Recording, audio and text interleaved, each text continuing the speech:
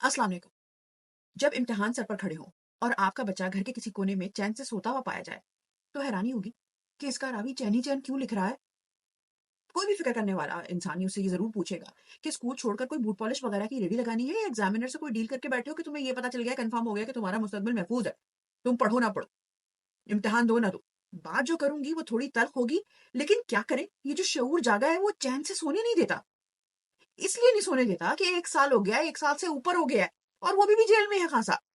चलो पहले तो ये कह दिया कि जेल में हशाश बशाश हैं, जेल को इबादत समझ कर काट रहे हैं, थोड़े से एक्स्ट्रा पाउंड थे, वजन ज्यादा था, कम हो गया, एक्सरसाइज की मशीन है, खाने में जहर है नहीं है नहीं है, मेडिकल चेकअप हुआ हुआ नहीं हुआ नहीं हुआ, गर्मी है तो क्या हुआ, रूम कूलर मिल गया। लीडरशिप कहाँ है, लीडरशिप कहाँ है। लोगों ने सवाल किए तो उनको भी ये कहा कि भाई सबको खतरात हैं, अगर सब बंद हो गया तो हमें लीड कौन करेगा, रास्ता कौन दिखाएगा।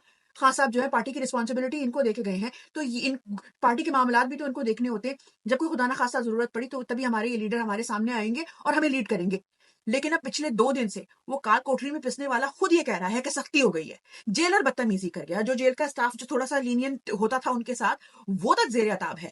वाहिद प्लेटफॉर्म सोशल मीडिया जिससे आवाज उठती थी, जिसकी आवाज से लोगों की कांपे टांगती थी, वो सोशल मीडिया तक अताब का शिकार है।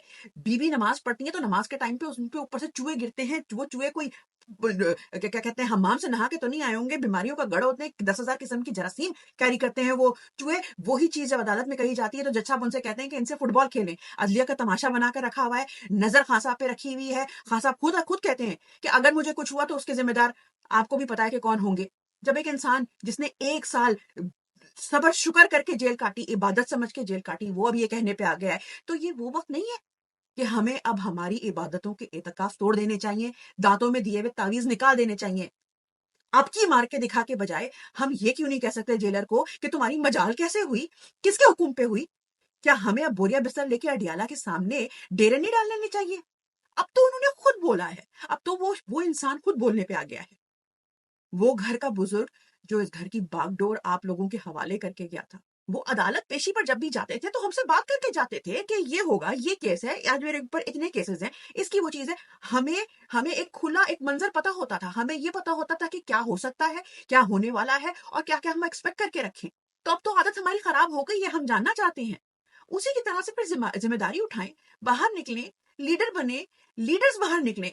हम किस चीज के इंतजार में हैं। ये है वो वक्त जो अगर हाथ से निकल गया ना तो फिर नहीं आएगा।